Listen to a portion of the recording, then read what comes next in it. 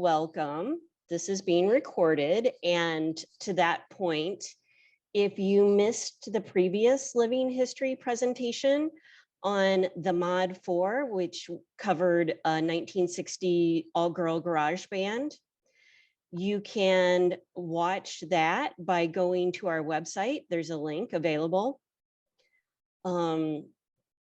The Historical Society doesn't have much business to cover today, but we do want to let everybody know that we could use your support for the campaign to rename Pollard Park.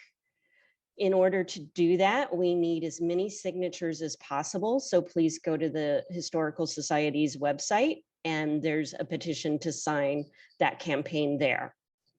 To get started with today's program, I just wanted to do a little overview about how the park got started and where it's at.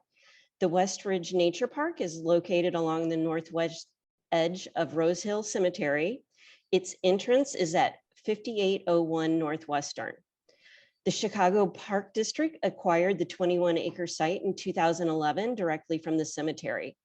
Although Rose Hill Cemetery is one of the city's oldest, it was dedicated in 1859. The section the city obtained has remained undeveloped and was never used for burials.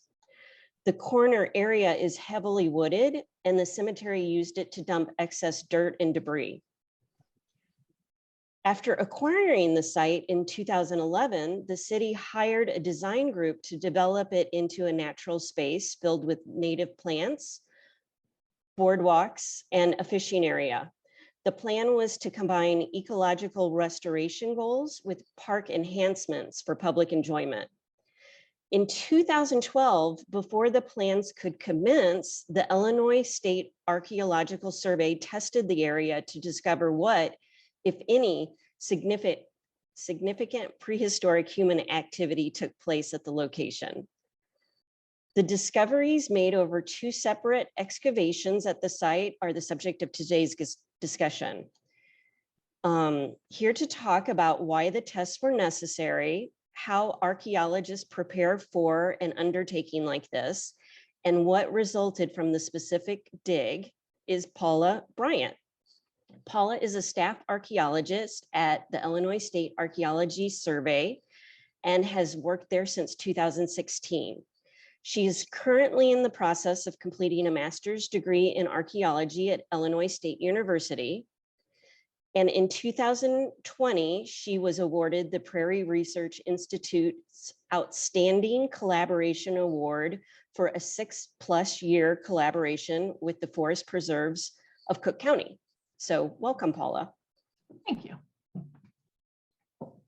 All right.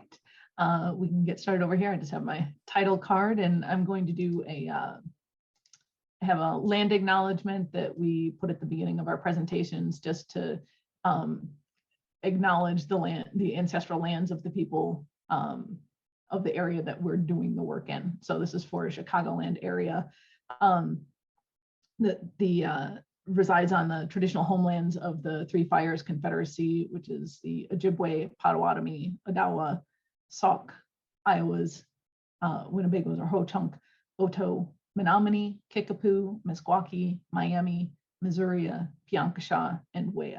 And then the traditional spellings are with that too, but I will not try to pronounce them all because I can do some and not others as well. So we'll move along to our next slide. So this is the West Ridge Nature Park as it looks today. I just want to thank the Rogers Park and West Ridge Historical Society for inviting me to speak today. And I wanted to give you guys first an overview of what it is that we do at ISAS, which is the Illinois State Archeological Survey, to let you know why we were out there in the first place, and then some background context on the archaeology of the area.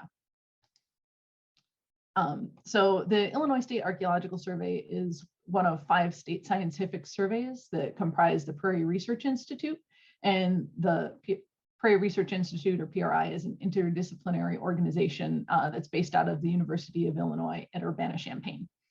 The survey has been in Illinois under various names for over 100 years, and our main goals are to investigate, preserve, and explore the archaeological heritage of Illinois within the context of long-term public needs and economic development throughout our scientific research, landscape preservation, public service, education, and outreach events. So how is that implemented? So what we do, on a daily basis, we're primarily doing what's called compliance-based cultural resource management. And most of the work that we do is through an intergovernmental contract with IDOT. And this allows IDOT to follow the legal protections that are in place for archaeological sites on both federal and a state level. So we'll go out ahead of any trail building or bridge work, road improvements, those kinds of projects, and conduct an archaeological survey within the project area to locate any potential archaeological sites. That usually consists of walking open fields that have been tilled, or what's called shovel testing at gridded intervals while looking for cultural material. If we find any sites or cultural material, they get assessed, and then if they look like they might be eligible for the National Register of Historic Places, we would recommend doing some additional testing at the site. And we continue on that until we decide that the site does or does not meet the requirements for the NRHP. And then if it does, and it still is going to be impacted, we either help them to redesign the area, or to avoid it, or to help mitigate the damage that might be done to it. So then we would go in and do an excavation of the area that would be impacted, so that even though the site may get destroyed by the project, the information from the site still gets retained. And that's usually when people think of an archaeological site, they think of this larger scale excavation that's going on. So the excavators dig in shallow levels and take meticulous notes so that what is found can be virtually reconstructed through the notes, drawings, and the materials that were found. So archaeology is inherently a destructive science and of non-renewable resources. So it's imperative that we are diligent in our efforts to record the findings. And in this way, we're identifying, preserving, and helping to interpret some of the state's archaeological resources. So these are kind of the three stages that we go in the survey: the testing, the mitigation. And just as a brief introduction, so we run into all sorts of people as we're going around. Sometimes I'll still find folks that don't realize that there were people in northeastern Illinois before the first traders and settlers. So while generally we hear that the Haitian-born John Baptiste Pont du Sable is considered to be the first non-indigenous settler of what would become Chicago, there were people living here for thousands of years before he arrived on the shores of Lake Michigan. So to get a brief generalized overview of what that would have looked like, I have a timeline for northeastern Illinois and the occupation of people being in this area.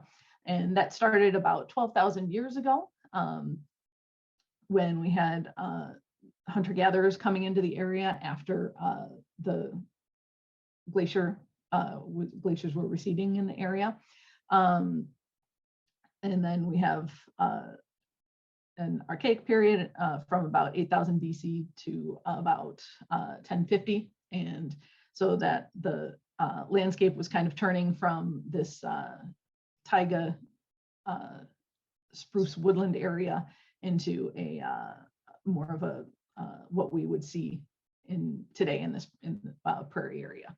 And then we have a woodland period, which lasts until about 900 to 1100 AD around here.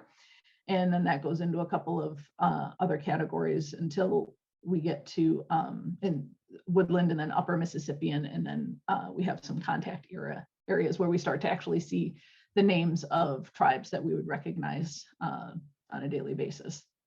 So the tribal names really only came into effect when we started having European recordation of interactions with those tribes. So the people before, we don't necessarily always know like what tribe they were with per se. So in red underneath some of these categories, there are some of the local archaeological sites with the cultural tradition that they're associated with. And then on the right are just kind of broad traits that we see over time that are generalized, but give an idea of what we'd be seeing during those time periods. And then you may have noticed on here that there's a Bowmanville site that's listed under both the archaic and woodland groups in here. And that Bowmanville site was one of several found in the area. And we'll look at that area and some of the people and materials associated with it, and then how that work relates to the archaeological work that was done over at the nature park between 2012 and 2014. So here we have 4 maps that are showing various shoreline configurations and the water levels of glacial Lake Chicago. And those are overlain by the modern shoreline in blue and then the city limits in red. So it's about 14,000 years ago in the upper left, and that ranges to about 3,000 years ago in the lower right. So at its height, the lake extended about 16 miles west of its present boundary, 16 miles inland, and was about 60 feet deeper than the current levels. So that'd be about a 6-story building if you're trying to put that in perspective. So of water over the land. So the relatively recent geological formations that were deposited during lake fluctuations that formed convenient high areas of high ground in the freshwater resources. So those are all basically sand spits that are forming over time. So the one we're interested in is the lower left, and that's during the Calumet phase, where they have the Rose Hill Spit, and that was formed by those sands dropping out of the lake. And while there's changes in the surrounding landforms during the intervening years, the relic sand ridge that was there is still present. So the Rose Hill Spit was forming right around the time that people were first coming into the area after the glaciers were retreating and the environment was shifting to that boreal forest that I was talking about.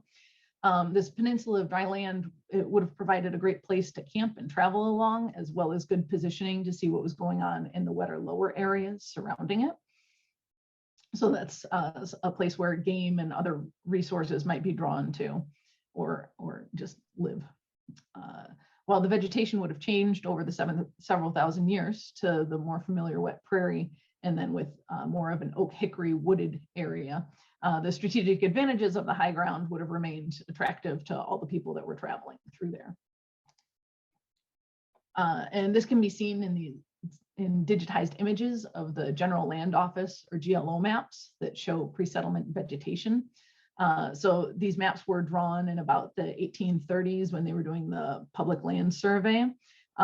They would record the type of land cover and also any cultural impacts on the land. So that would be like houses, trails, roads, or tilled fields. And then here here we go. So this is a little bit close up of the area. And then we can see that the modern city grid is overlain to give you some bearings as to where those vegetation areas are situated. And then here you can see where the West Ridge Nature Park is in the northwest corner of formerly a part of the Rose Hill Cemetery. So from the GLO information, we can see that it was on the edge of a landform with higher timbered areas, the Rose Hill Spit. So those areas are to the south and east, and then that rolled down to wet prairie to the north and west. So it's in a nice interchange of those areas there.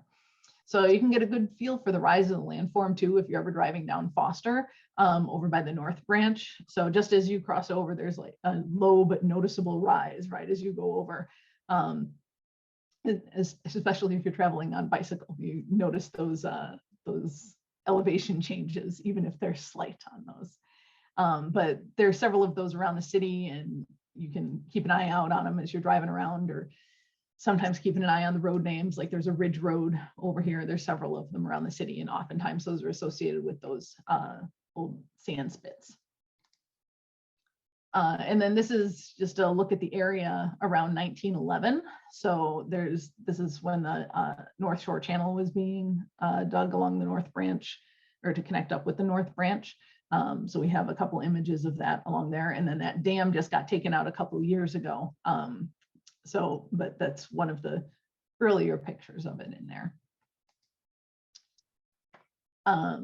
So here is a 1938 aerial photo and a modern neighborhood map on the right to give some orientation on that. And just to give a little bit of a brief history on some of the names of the area, the Rose Hill Cemetery actually came from an early settler, Hiram Rowe, And he had set up a tavern on the ridge in an area that became known as Rose Hill, because that's where he lived and sold his liquors. So he sold the land to the cemetery in 1859, but he made a provision that the cemetery would be named after him. So they did call it Rose Hill, but over time it got changed into Rose Hill. And then with that slight grammatical tweak on there, that kind of stuck. And so now it sounds a little bit more floral than possessive of a person's land. So that's for Rose Hill. And then also Bowmanville is named after Jesse Bowman. And he was a person in the area in the 1850s who sold several plots of land in the area to people. But it turned out that he didn't actually have the title to the land and then skipped town with the down payments. So essentially left the purchasers to leave twice, or to pay twice for the same area that they had. So that's where Bowmanville came from on that. And then Budlong Woods, which is just west of the cemetery. It was in this area over here. I'm drawing with the cursor over there. And that was the site of a 700-acre pickle farm that opened in the late 1800s. And it was on that farm that the Bowmanville site was found. So in 1920, there's a member of the county board, Peter Remberg, and he was also a florist, and he was going to sell off the land and the greenhouses that were there in order to make way for the new housing to address the Chicago housing shortage.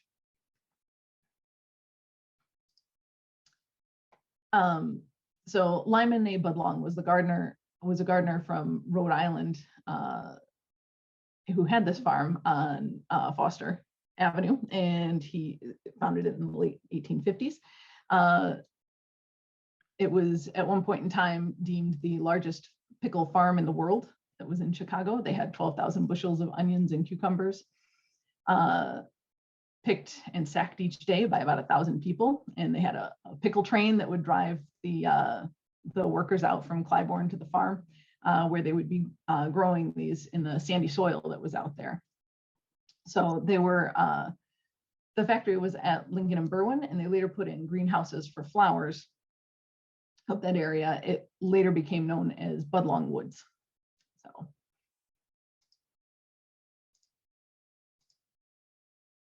All right. And then there's a gentleman by the name of Philip Schupp, and he was son-in-law to J.A. Budlong, and he had married Florence Budlong, so he married into the family, and they lived in the Bowmanville area.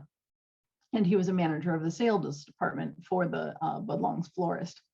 So Schupp had found his first arrowhead at age 9, and then ended up marrying into a family with a 700-acre farm on the edge of Rose Hill Spit. So by age 87, he had amassed a collection of about 40 to 50,000 artifacts, many from surface collecting at Bowmanville, but also from around the US and Europe. So they weren't all from there, but there was a substantial amount from there. So he had collected the area for about 60 years, and then the material and its general location had been recorded by several individuals, some of whom had written up articles with some pictures that we'll see later. And then because the artifacts were out of context and sourced from a 700-acre area, not much is known about what might have been below the surface to indicate the extent of habitation, which is now within the Budlong Woods area. And so in archaeology, usually the surface collecting provides just that first step towards locating the potential features that you might find by doing a little bit more extensive excavation and exposing the areas that might have been the former refuse pits or storage pits or hearths, or sometimes even house basins where people had lived. So stone tools can give us information about where people traveled or traded, and depending with the source of the raw material, which is generally a chert, which is a particular type of rock. In chert port areas like Chicago, the stone tools are often very heavily reworked as they were sharpened rather than disposed of and made anew. And then during an interview with one of the folks that had come out to look at his collection, he had gone out to walk the ridge with this gentleman and said that the areas that he had been looking in were primarily on that Budlong Woods area of the spit. And then he didn't find as much stuff over towards the Rose Hill Cemetery. And then some of the things that we'll take a look at here are some of the people who studied the area and then some of the materials that had been found before seeing what we had over at West Ridge Nature Park. So Albert Scharf and Charles Dilg were two early collectors in like an antiquarian phase, they'll call it, in archaeology in the area. So Scharf was a cigar salesman from Chicago. He was originally from Peru, Illinois, and he would ride his bicycle in the trolley lines all around the Chicagoland area. And he made several maps detailing the sites and springs he had located and those areas that he had heard about from others. And then Charles Dilg was a newspaper man from Milwaukee, Wisconsin, who published his stories and sketches from his travels around the area. So both Scharf and Dilg made detailed maps that we can still see today. However, they should generally be taken with a grain of salt, as not all information was from primary sources on those. And then in some instances, it's also their information is a little bit reflective of the period in which it was written. So it's not quite how we would interpret things today. So, pardon me a moment. On the left, we have a portion of a Scharf map with the Bowmanville area and the Forest Glen marked as village areas, which are outlined in pluses and minuses. And then underneath Devon Avenue, you can see Rose Hill is labeled over there. On the right is a topo map that's overlain by the Bowmanville rectangle. You can also see here the topography. If you look at the brown lines in the background of this, that's kind of the edge of the Rose Hill spit that you're looking at before it runs into the North Shore Channel. At one time, it said that it was touted as Chicago's greatest Indian village. It may have been due to the extensive farming that had gone in the area that would be turning the soils over each year. So they were finding stuff yearly out there, in addition to the fact that it was a good spot to use. So Bowmanville is listed in the site files as a general archaic site through and woodland through upper Mississippian habitation. So basically, since about 8,000 BC, there's been some continual habitation going on there for thousands of years. So it's also likely that there were earlier people there as well. According to one of the anecdotal references, there were 2 points from the Schupp collection that he had discarded a couple of weeks before one of the researchers that got there, and they were fluted points. And so those are usually a little bit earlier than the archaic, even dating back to some of that 12 to 10,000 years ago. So it's probable that the people were using the area since about 11,500 when that area first became available after the lake started to recede a bit. And then here you can see some of the urbanization in the area. Archaeology has definitely benefited from being able to examine some of these old collections, often from farms or public construction projects like the North Shore Channel that's over on the west of the Rose Hill Spit. And that was done in 1910. So here we have an example of some of Dilg's work with some of the sketches of local landmarks, a map of the Chicago beach area, projectile points / knives, some of which were found from the Bowmanville area, and then a page from his manuscript just to get an idea of how he had some of his work set up.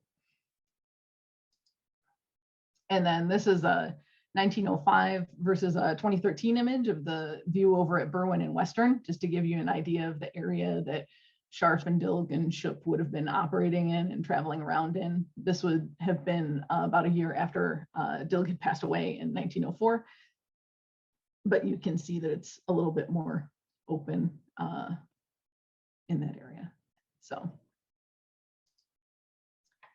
And we have the Scharf collection, and he, as I said, traveled all around the Chicago area. So there are several items from all over the area. These two in here were found within his collection that's over at the Field Museum. So both of these, we'll call them projectile point / knives. Some people call them points, but oftentimes it looks like they may have been used as knives instead, or would have been a little heavy for being on the end of a projectile point. So sometimes these get really heavily reused or sharpened, and so they're challenging to identify from just the one piece. But the ones that we have here on the left looks like it looks like a late archaic point, which would be about like 2000 BCE. And on the right, it looks like a reworked Kirk projectile point / knife. Those are generally thought to probably have been knives. And that would have been to the early archaic, which would have been around like 7000 to 8000 BCE. And then on here we have another collection of artifacts. So the Schupp collection, those like 40 to 50,000 artifacts that he had, they were looking to get rid of them. And that happens sometimes where you have people that have been collecting on their land for, the entire time that they've been farming on it. And then something happens in their life where they end up passing away. And then there's this collection that is from a very specific point, but then people don't necessarily know what to do with it, or are looking to disperse it. So one of the things that happened with the Schupp collection is it got basically sold off into pieces or donated places over time, but it was separated into many different areas. So these are just a couple of pieces that have been recorded from his collection. And we've got a couple of points up over here that are Snyder's points, which are kind of this Middle Woodland or Havana Hopewell Association. Some of you may have heard of that group of people. And then this one over here actually looks like it's a worn down Thebes point, which are usually a lot larger, but because we didn't have very good chert resources in the area, sometimes people would just be using whatever they had and just keep on sharpening it and working it down to the point where it looks somewhat like the point on the base, but not always on the blade. It's not always the same size.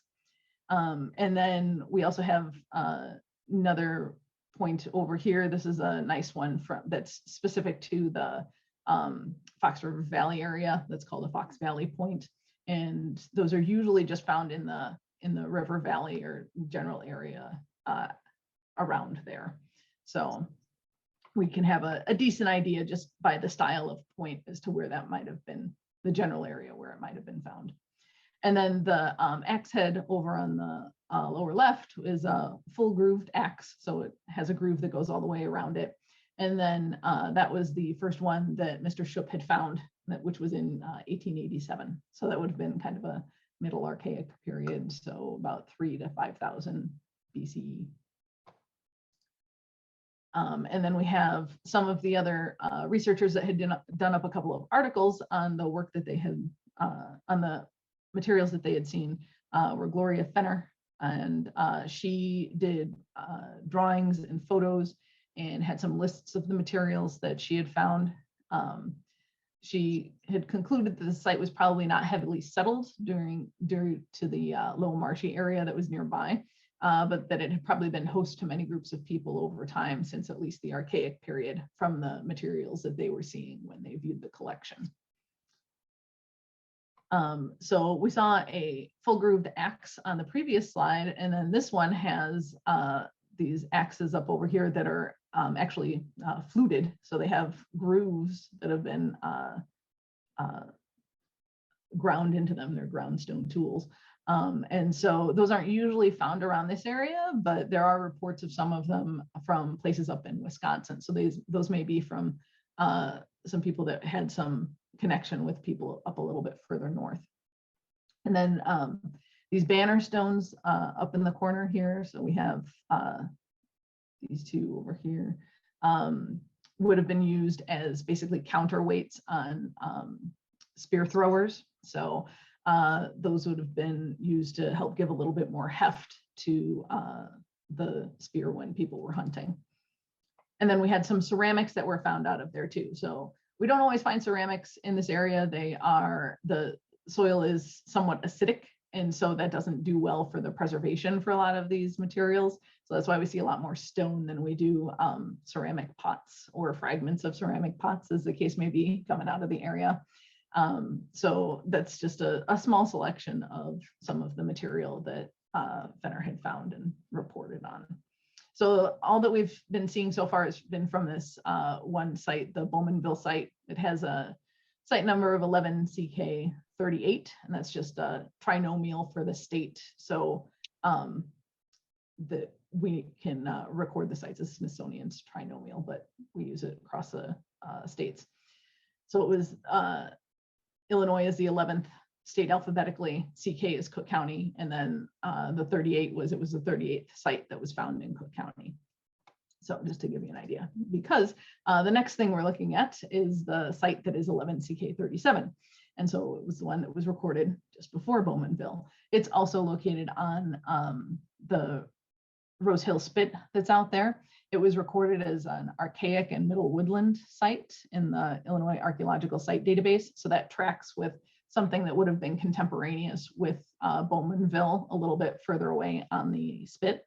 And through looking in the collected materials, we also saw that there were a couple of vessel fragments in there that you can see off to the side. So these were shell tempered vessel fragments. So usually you'll see grit tempered during woodland period ceramics. And then once you get into this Mississippian to Upper Mississippian grouping, then they have a tendency to use shell tempering in their pots. So you can make them a little bit thinner, and they'll be a little easier to cook things with. You'll have less heat transfer from one side to the other. So we start seeing those. So those are probably actually a little bit later. So again, you're seeing this wide range of occupation from the artifacts that we see coming out of these sites.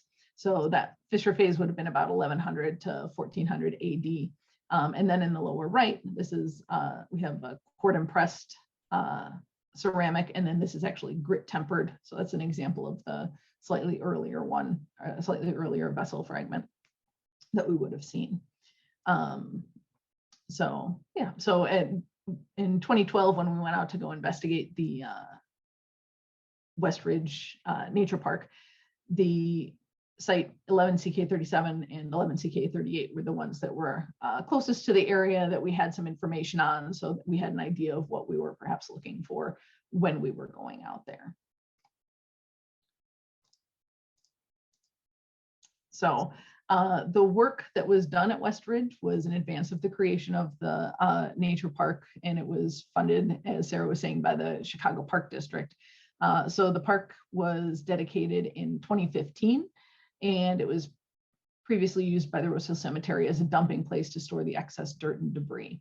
So there were basically piles of that kind of placed around the area south of the pond that was in there. So in 2012, we conducted an initial shovel test survey in a grid pattern, which I had mentioned before. So the shovel tests that we do, it's with a shovel, and you basically dig a hole about a shovel width, a little bit wider than a shovel width, so about like 30 to 50 centimeters across, and then it would go about 1 to 2 feet deep, and we would dig until we see we dig into a soil change, so that we can see the change between the organic material and then which is usually much darker, the darker dirt soil that we have, and then the subsoil is usually around here a little bit more clayey, or in this case sandy, and so it is a little bit more brownish orange in color. So that's some of the things that we'll do. So we'll dig down into that. Usually there's not or we'll check to see if there's any material in there. So we'll take the dirt that's out of there, we'll screen it through something that's a 1/4 inch mesh, and so if there's any artifacts that are in there that are bigger than a 1/4 inch, those will come up, and then we'll take those with us and basically clean them up, identify them, and get a better idea of what might have been going on in the area. So when we were at the doing the shovel test survey, we did this grid pattern. We were avoiding the spoil piles because we're not going to find anything if we start digging into the spoil. And through those shovel tests, we had 37 of them which were positive. And we had 450 cultural artifacts that came out of there. So different pieces of materials that were altered by people.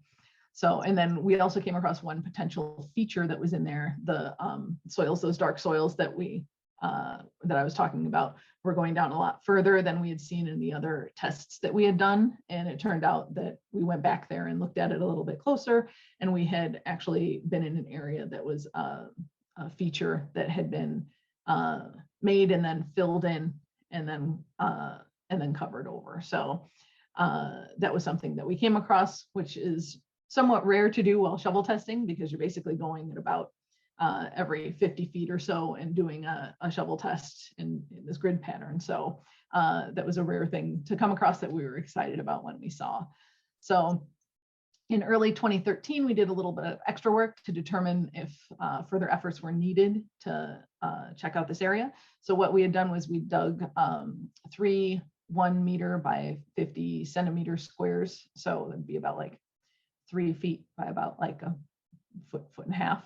And those were excavated near the areas with heavier artifact concentrations that we had found during the shovel testing to determine if there were any intact cultural deposits within the site boundary. So in 2014, the path for the boardwalk was tested by a machine scraping to see if there were any surface stains between those dark organic soils and the sandy subsoil that might indicate fire pits, storage pits, house basins, and those sorts of things. So these are some of the images from our phase 1 survey. So we located a site that was in there and had possible intact living surfaces underneath that area with that potential feature that we had found. So additional excavation was conducted to see if there was further work that was warranted. And then in the, so this is just kind of idea, you can see the spoil pile in the background over there. So those were kind of tall. And then we will do our grids in it. Amber there is using her compass to line out where her next test is going to be. And then up in the corner here is a sample of the screens that we use to run the dirt through. And then after we're done, we put that all back in the hole and then pat that down so it doesn't leave a hazard while we're out there. And then in the lower right here, you can see a small ceramic sherd. So this was the only ceramic that we had out of the site. It didn't have decoration on it. It was smooth and it was grit tempered. So that tells us that it was from that woodland period, but we can't really tell too much more because we don't have any more of it. It's about an inch long and didn't have a lot of identifying features on it. So while it's exciting and it tells us that there was something going on in the woodland period there, it would have been nice to get a little bit more to help give us some more clues on that. But it was exciting to find that. And that's typical of some of the things that we would find, of the size of some of the stuff that we would find if we're out doing this shovel test survey. So this was our additional investigations. So we were checking to see if it was worth going out there and doing some additional testing to see if there were these more features that were out there. So we went around the areas, or to the areas where we had decent artifacts from, or a decent amount of artifacts from the shovel tests, and then did some of these excavations near that area, near those areas. And it turned out that the feature that we found during the shovel testing was discernible. So we can see, well, some of the folks are digging over there, the 3 going across. And then the lower left is something where we did not see any features. So you just see that kind of a bit of a line for a transition going from that darker organic material above into the sandy subsoil. And then up in the upper right, we have the 50 centimeter side of the it was a hand unit of the hole that we had dug. And you can see that there's a little bit of a gradation over here going from one side to the other. And I think we have a better picture of the full meter side in a moment. I would point out over here, there's this kind of dark intrusion off to the side. A lot of times, especially in these sandy soils, we'll get rodent runs. And so the area that had been filled in from where it was a hole has this like nice soft dirt, or not compacted dirt in it. So rodents have a tendency to like to go through there. So sometimes they'll take some of that dirt with them as it goes through, as they make their new hole. So that's some of the things that we see in there. And this is a little bit better look, both in the field, and then what the we would do field drawings, and then we come back to the office, and then we have computerized images that we'll create from our field drawings out there. So on this one, you can see that there's not that line between the kind of tan soil, but rather there's a basin shaped feature that goes down over here. So we're thinking that's probably like a storage pit or refuse pit, something of that nature. And then this is the stain as we came down on it from the surface as we dug in the thin levels. So we came down on top of it, then we're able to cut it in half and take a look at the profile of it to see what we think it might have been. So you can see there was a lot of disturbed area in part of it, but there was definitely basin portion to the side there, and then some of the rodent runs that we're going through too. And there's lots of roots and what as well, and some bits and pieces as you go along. But that's pretty much what we were seeing there. So from that pit that we had found, there was it contained debris from stone tools. So we call them flakes, the like little chips that come off the stone as they're making the stone tools. There were a couple fragments of stone tools that were in there, charcoal, and then the only diagnostic artifact that we had gotten off the site, aside from the ceramic, was a projectile point that we had, and we were able to identify that to what was called a Steuben low cluster, and that point dates to the transitional period between the middle and late woodland groups. So we kind of have an edge group over there, and that would be about 8,200 to 750. So we found a feature that looked decent, and we found a point that we could get a general date for the site on it. So we recommended further work, so it would go into our like a phase 2 is what we would call it. And so we would go out there to see if there were any additional features that would be impacted by the work that was going to be going on for the park. And then hopefully that would find additional features that would add information about the prehistory to the area through the archaeological record. So we went out, we did the phase 2 testing, and that was limited to the footprint of the impact for the ground disturbing activities for the park. So in all, we had 10 areas that were machine stripped, and this is not at the park, as you might be able to tell, as it's right by a cornfield. But this is basically what we would do, is have a backhoe or mini excavator go out and very slowly and very thinly take off each layer by layer to see if there's any of those stains within the surface of the interface of the soils, to see if there would be anything that would be disturbed that we might want to recover before the construction happened. So it was limited to the area through which the boardwalk and path was going to go. And unfortunately, there were only, for the archaeological side of things, unfortunately, there were only 18 artifacts that were found within just one of the excavation areas, and there weren't any feature stains that were visible. So at that point in time, it looked like that was something that we could clear for having the construction done, so the park could continue while having the cultural information from that area retained, and then it's recorded with the state, so that if anyone's looking at that area in the future, then they can take a look, and we have the notes and reports that we've written up that are associated with that, so they can take a look if there's future researchers that are going through that area looking at the cultural resources. Over here, we just have some of the profiles on this phase 2 testing slide, showing some of the different soils that they were coming across. And so they have different zones, and then we'll just record like the consistency and the color of the soils as we go through. So again, that's part of that being able to reproduce the record of what we found while we were in the field. And then there was a little bit of a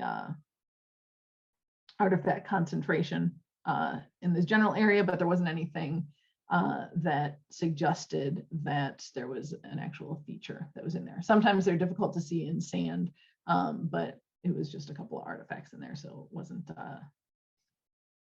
something that was deemed a feature. And there were rodent runs in that one as well. So then we come to our Rose Hill site. So this is, well, once we found the information, we submitted it to the state, and so we got a number, and it was 11 CK 1097. So in 2012, that was, or as of 2012, that was the 1097th site that had been recorded in Cook County. We named it the Rose Hill site to harken back to Hiram Row over there. And then this kind of gives you an idea. It's a table of the artifacts that we did find. So we had about 458 artifacts from the shovel testing and the small hand units that we did, the kind of rectangular holes that we were looking at. The majority of the artifacts were flake fragments. So those, the flakes that were coming off the stone tool debris, and then shatter, which is another byproduct of that stone tool making. So, but we did have that point that came out of there. So that was helpful. And it's always good to have something that we can use to date the site. So that doesn't always happen. So we get excited when we can find those diagnostics in there. And then this is the point. So Steuben corner notched or Steuben low cluster, approximately 8,400 to 800. It kind of depends on where you look and which reference that you're looking at as to where the dates end up. But that is some of the date ranges for the Steuben corner notched on there. And then these are the artifacts that were found from the phase 2 testing. So these are, I think there's 17 in here, but there were none that were diagnostic to a cultural period on there. And then this is also the debris from stone tool making, or there's a couple of like rough tools that were perhaps more expedient, that were not fashioned so much with creating a point or something in mind, but to create something that was a cutting tool relatively quickly. So that's what we had from our excavation blocks that we had done. And then just in general, so from this information that we had, we are looking at 11 CK 1097, or the Rose Hill site is an ideal spot on high ground overlooking the wet prairie.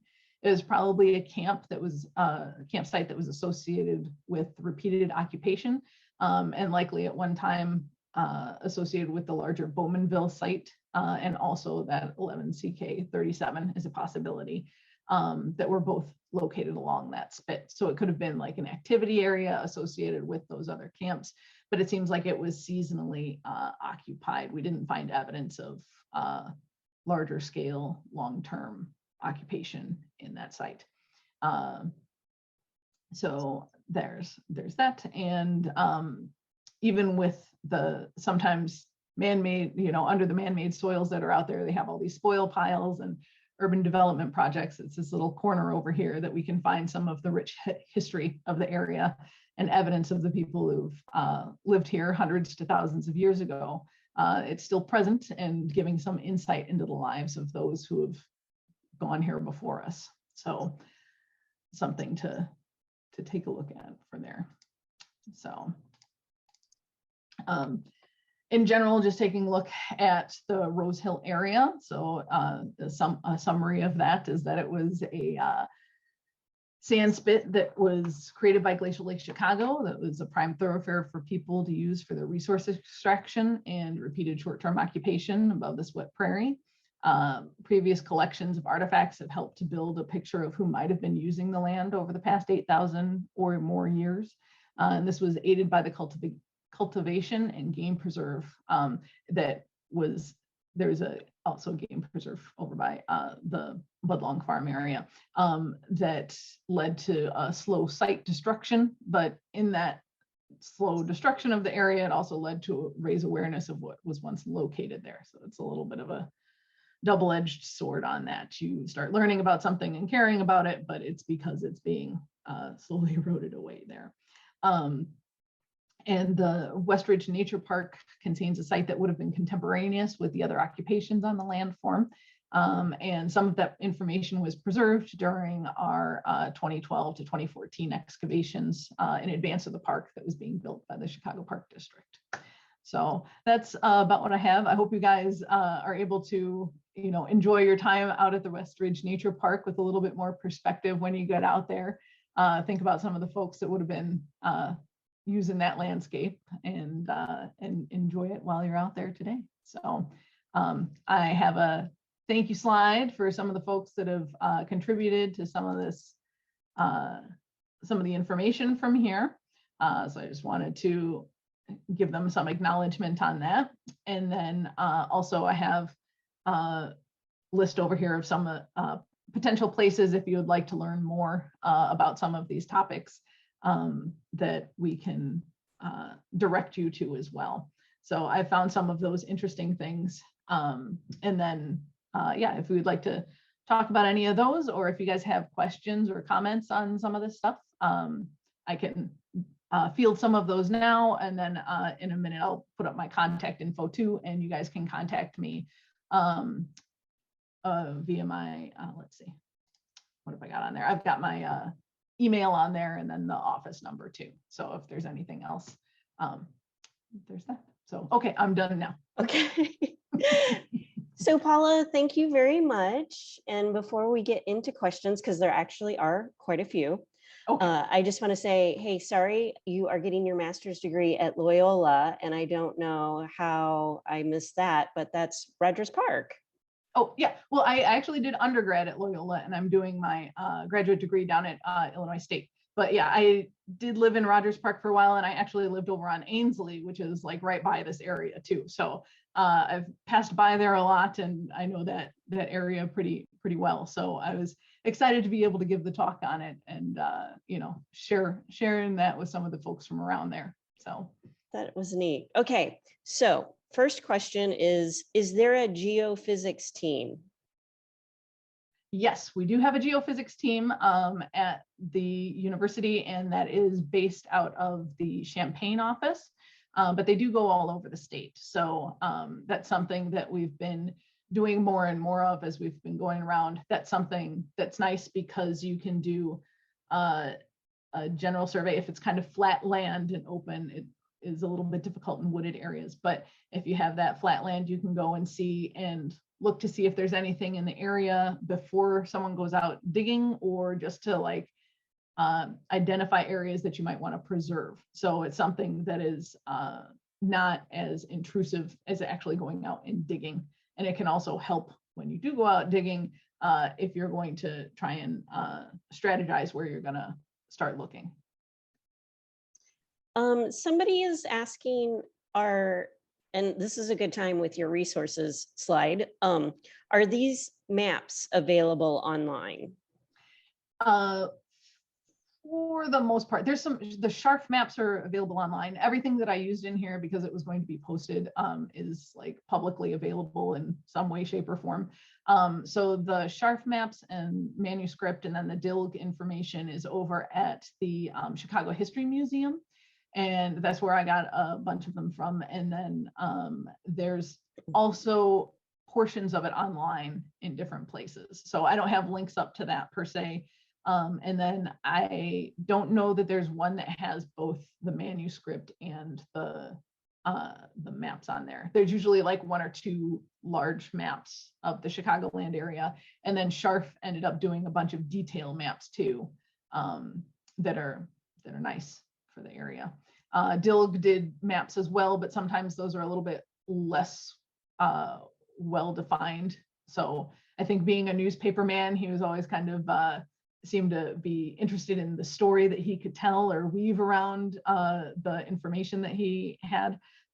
So some of the writings that you see from Dilg are a little bit more flowery and trying to I think engage the reader's imagination rather than trying to like present the facts of what they were finding. if that makes sense to folks. So. Yeah, and I do think that's good information to at least be able to do a Google search on. Mm-hmm. Yeah. Oh, go ahead. No, you can. Okay, there's one. I was just looking at a couple of the messages. I see there's a bunch over here. Okay. The maps that were the 14,000 BC, 8,000 BC, or the shorelines, that was in a book called The Geology of Illinois. I think that's in the source at the bottom of that one, but they have a section on like the different lake stages in that book. So if you like the maps and want to learn more, there's a whole chapter for you to read out there. Okay, so somebody asked about approximately how old are the layers that you're going?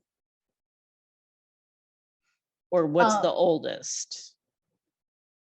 So in digging wise, yeah, that it kind of depends on where we're at, because sometimes there are very eroded surfaces where you can find some of these paleo points, so that you could have like the 12,000-year-old points that are on the surface of the earth just because the land around it has been eroded.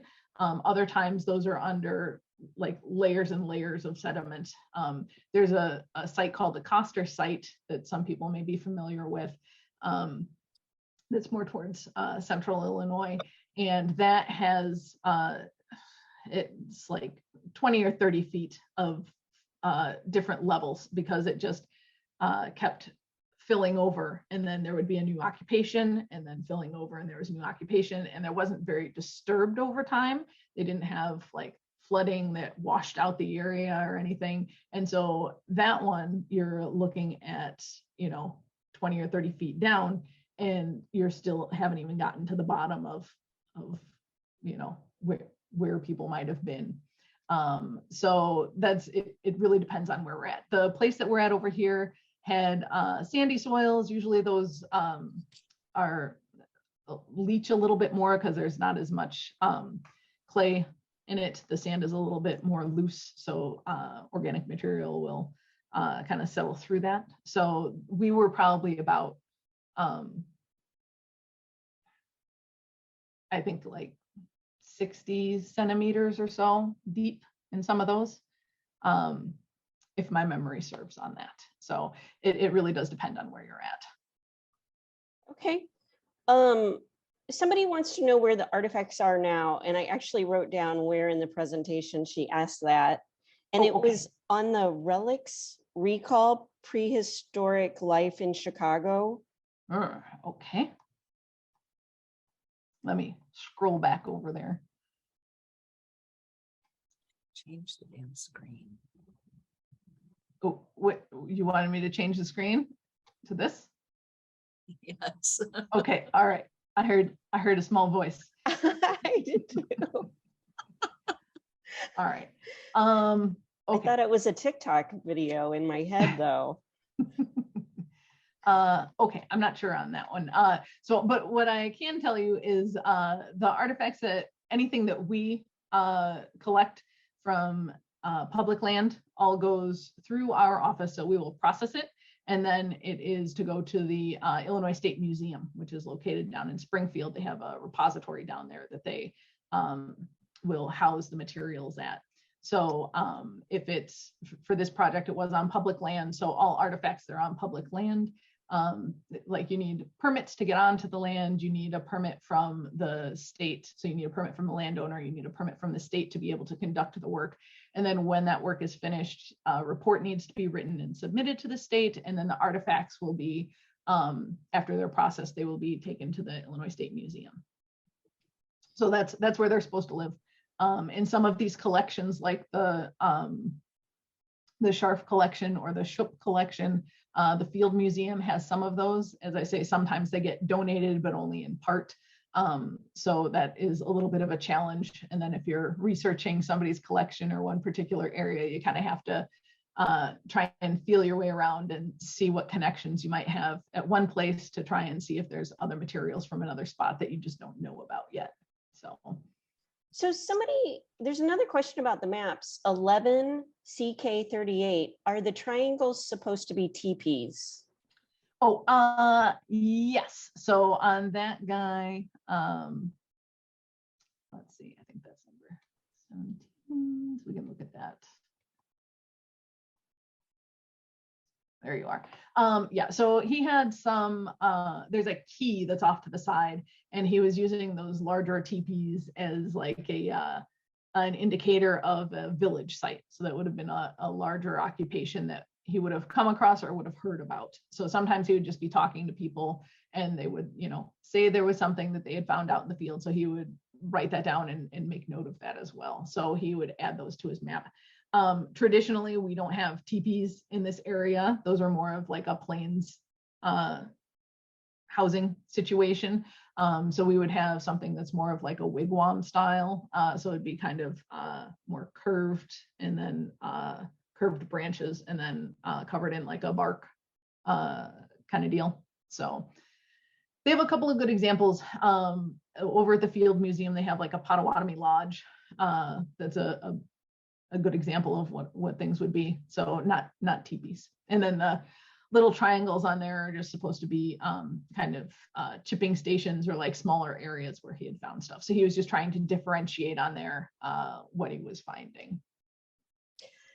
Do you know anything about artifacts that are found in the process of digging graves or just general construction at the cemetery? Because that's a great question. I do not, but I wonder about that for sure. So I haven't run into anyone that, you know, like you would basically have to be talking to the people who were digging those. I imagine there probably are artifacts out there because it is located on the sand spit. I don't know what would have become of any of them. So it is, I believe that's technically private land. So because it's private land, as long as the people have permission from the owner, you can technically collect off of there. So that's kind of how that works. There's definitely a divide between the public and private and how the materials get treated in each of those situations. How does Bowmanville Village compare in size with other native settlements in the Chicago Great Plain? That depends. So I'm not sure of the exact size of the Bowmanville site. I think it's kind of down towards the end of the spit there. There are a couple of other large village sites in the Chicago area. So there's Hoxie Farm is a site that is down by, I think it's 290 is the highway. There's a highway that blew through it. And so that was why we know a lot about it, is because we had to go out there before the highway was constructed and basically clear the path that was impacting the site that was down. Other sites are mostly gone. But this would be like a decent sized site. A lot of the times when we're finding sites, it's small scatters of material. So there are a few well-known village sites around the Chicagoland area, and Bowmanville is definitely one of them. So that greatest Indian village of Chicago, Namaker, I think it kind of fell by the wayside, but it is still one of the larger ones that's in the area. So you may understand this question. I actually don't. It says, okay, did you find any post holes? So post holes are oftentimes things that are found. So if you had like a wigwam house structure that was going on, a lot of times it's you would define that by looking at the remains. You would have like small circular areas where the sticks would have gone into the ground. So if you can see that and they start to form a pattern, then you can begin to think about what that pattern might have been associated with. So maybe they were sticks that were coming together like that. And then those small holes are post holes in there. So that's just kind of an archaeology term for the type of feature that it is. So yeah. So so to the question, we did not find any post holes that were out there. Also being in the sandy soil, sometimes that is a little bit more challenging to see if it's a very small feature and it's diffuse. So unless you kind of open up a larger area and start seeing that pattern forming, it wouldn't always strike someone as being post-mold feature. Can you speculate as to what kind of dwellings these people did build? So that also depends on the time period that we're talking about. But I think the most familiar ones that people would be most familiar with are those the wigwam style on there. So sometimes with those houses, they would dig into the ground a little bit too. So even if you have like a little bit of depth in your like you dig into the ground a little bit, you can basically create like a little heat reservoir if it's during wintertime. And so you can kind of help keep some of your heat in, and then also keep off the like the wet ground kind of a deal. So you're basically creating a dirt floor that's depressed into the ground a little bit. And so sometimes you'll see that, and that's one of the things when we see house basins, it's those, oftentimes the dirt floors have been filled in by the surrounding soil. So you get that darker organic soil on top, and then you get like a little basin shape at the bottom of it. So those would be a common type of house. Also, if they were using this primarily during the summertime, they wouldn't necessarily be building houses to sleep in necessarily.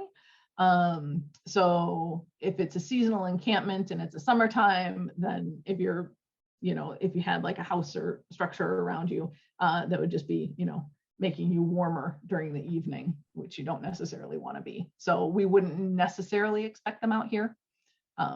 But if we did, we would have potentially found something like that. This is a good one. Are there ever opportunities to volunteer at an archaeological site? Great question. I'm gonna zip back down over here real quick. I apologize if it's look away from all the scrolling, but motion sickness. Yes. But this thing down over here, the Passport in Time, is a program that's run by the United States Forest Service, and they have projects that are all over the country. Some of them are archaeological in nature. Some of them are like rehabbing historic structures, which can also you can use archaeology to help inform the ways that you would be reconstructing some of those buildings or rehabbing them. So it kind of depends on the year as to what programs they have going on, but that's been an interesting thing. I've done one or visited one that was up in over by Grand Island, which is near Munising, Michigan, up in the UP. The name was escaping me for a moment.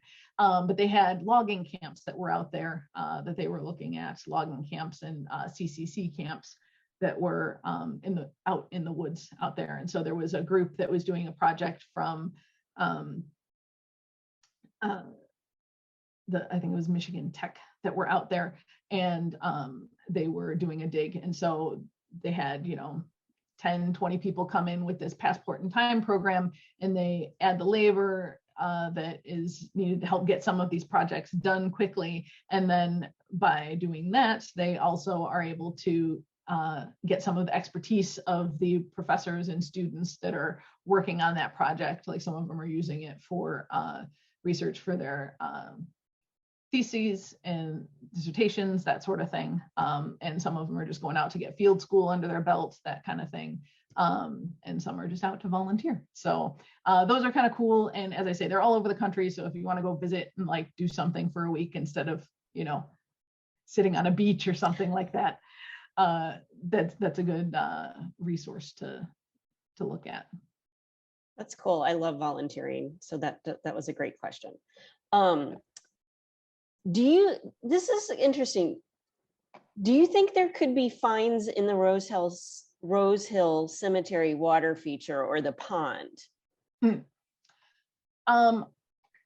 The pond was probably dug out. So I don't think, so with what we were seeing in the rest of the site area, it didn't look like the deposits were terribly deep, in that I think the pond there is at least 6 feet. And I don't know how deep it is in the deepest places. So I don't think there is anything in the pond now, but it's possible that there was something in the pond before it got scoured out. That totally makes sense. It's already been dug. Right. So yeah, that was there with the cemetery. If you look at that 1938 aerial that we had, it was present up in that northwest corner there for that. So it was there pretty early on. Can you elaborate on the bone findings? And were I'm sorry, they human? on the what? Can you elaborate on the bone findings, and did you find any human bones? I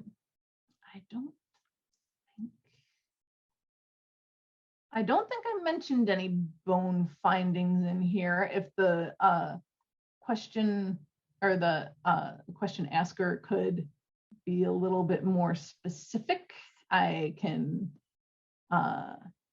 I'm just going back through over here. I don't think I put anything in there, just because we're a little bit more sensitive about putting any bone up anywhere.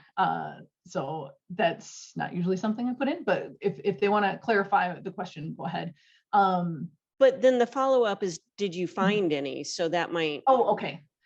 We did not find any human bone out there. There was one very small piece that we were able to take to our faunal analyst, and he determined that it was like a small piece of like a young fawn kind of a deal. It was like part of the breastbone of a fawn, or like young deer.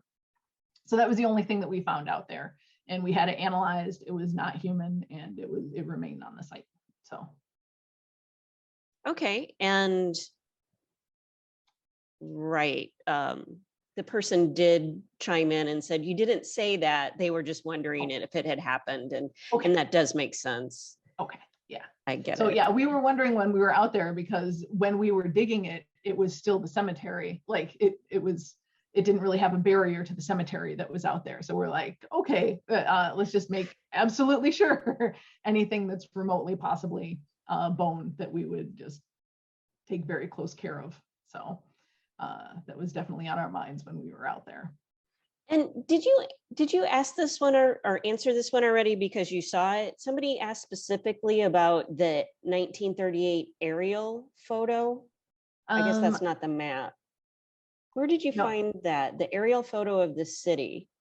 Yeah, so that is available from the ISGS. So there's like there is one moment I can find that. If you want to, if there's another question, I can see if I can find the link for that one. Okay. Give me a second. But yeah.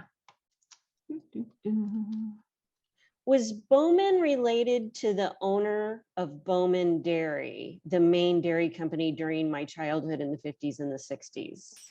That's a great question, but I am not sure of the answer to that one.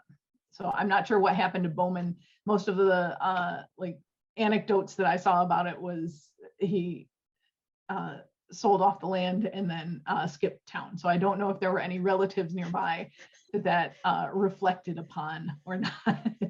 That were a little more stable. So we keep getting requests for that last slide. Could we just sit either on the one with the resources or yours? Both of them work. People do want your email address, and they also want the resources. Okay, I'll leave the resources up. I think the email address was put in the chat. I thought I saw that in there. Yeah. So I do have, let's see.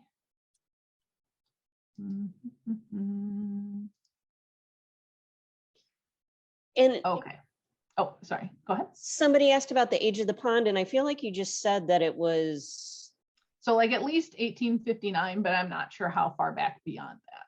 So because that was when the cemetery was created, and it looks like that was in there's another map that I had come across that I didn't put in this because it was a bit redundant, but it was like an early drawing of the cemetery, and it still had that the pond up in the corner there. Maybe if I could add to that, it shows on the 1932 topo map of Chicago, but not the Brett's map of 1905 or the earlier one. Interesting. Or Okay. at least, yes, that's right. Okay. So around Well, 1900. Okay. So yeah, I am seeing your email address. So I will just type that in the chat and send it when I'm done. Because if I hit send, it'll take me down to the bottom. Okay. So hold on. Uh, Bowman, somebody says, here's maybe the answer too. Bowman Mill is named for Jesse Bowman, who was long, Gone. okay, from the Chicago area by 1860. Okay. Okay, speaking of the Hoxie, did the Miami and Hokuk inhabit that site centuries ago? The Miami. yeah. So there's possibility. I don't want to say offhand. I believe they did find, they have some links that they think are around there.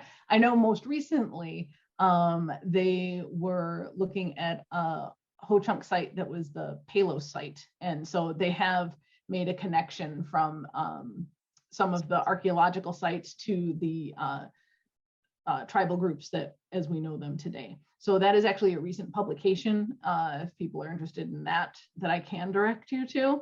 And that came out like within the past couple of years. So, and I think that one's available. There's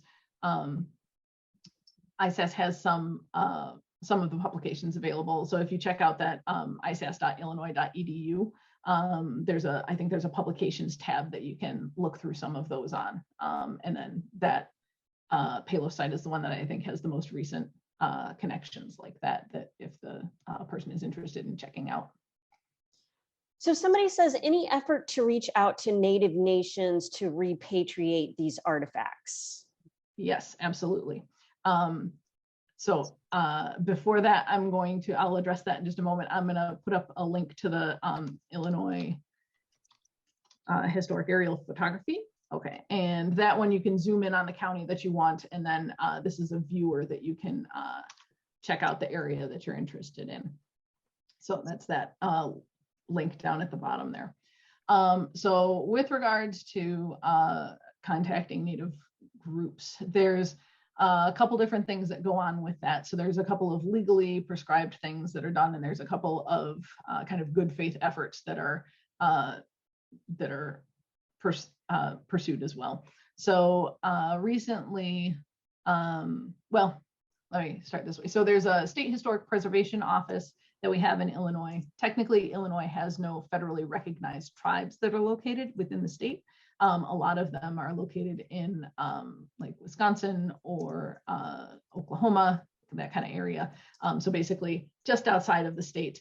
And then a lot of the nations, because it would be an intergovernmental relationship between the Illinois state and then whichever tribal nation you'd be talking with.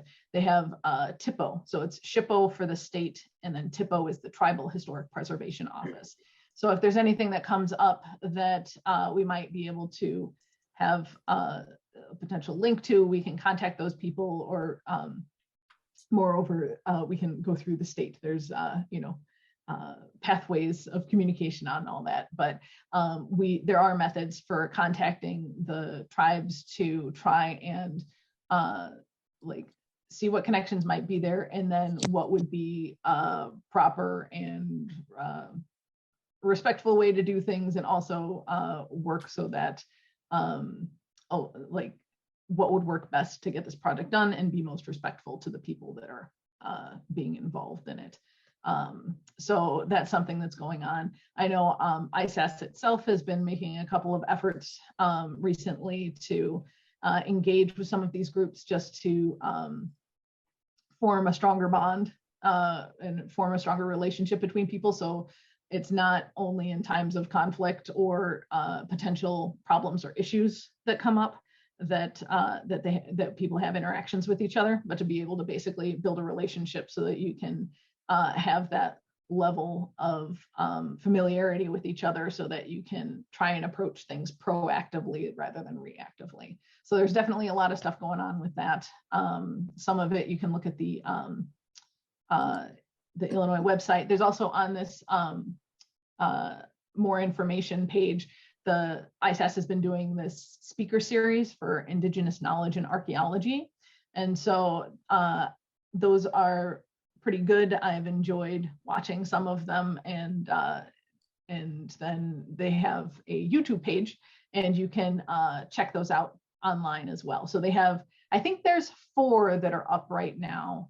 There might be a 5th that was coming soon or just happened, and I couldn't make it to that one. But they cover several topics and are talk with people from a couple of different tribal affiliations. So and on different topics. So I would recommend those to check out too. They're not terribly long. It's just it's about a lecture series thing. So about like, half an hour to an hour. But that would be a cool place to look to. And I think people might get something out of that. Okay. Are there any artifacts of the Budlong Gardens being found today from centuries ago? I'm not sure. So right now that area seems to be mostly housing from when I was around there. One of the things that I did a talk around the time that we were doing the excavations out there, and we did have a couple people come up to us and say that they had found some things like when they were kids running along the North Shore Channel, or somebody was saying that they had been, like when they were younger, they were digging out a basement in their house. And so when they were doing that, they were finding artifacts like in their dirt basement. So it sounds like there are things that are going on around there. But with regards to the like pickle factory that were there, it sounded like in the 20s, the greenhouses and other parts of the area were sold off in order to make room for the houses. So. Yeah, that pickle jug was cool. Mm-hmm. Yeah. Mm-hmm. Okay, so these two things kind of go together. You've said that you haven't found any bones, so that would be like there probably were no burial grounds.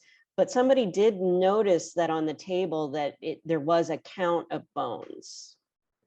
Yes, so that would have been the that little piece of the deer. So I think it was just one. That's the only thing I remember coming up with. And it was like a well-formed piece of bone. It wasn't a fragment. So that's always nice for the faunal analysts, so they can take this small piece and like definitively know what this is. They have a really good comparative collection down there from all sorts of animals. And so they can take the pieces that they think that they are and just compare to them to make sure that they are what they think they are. And then we also, so in addition to the faunal analyst, which does just animal bones, we do have a human skeletal analyst as well. And so what we'll do is we'll send like a photo image, or depending on what the situation is, sometimes the bone itself down to the central office just to get a determination on it. And so we'll have both the faunal and the human skeletal analyst look at it, so we have an idea.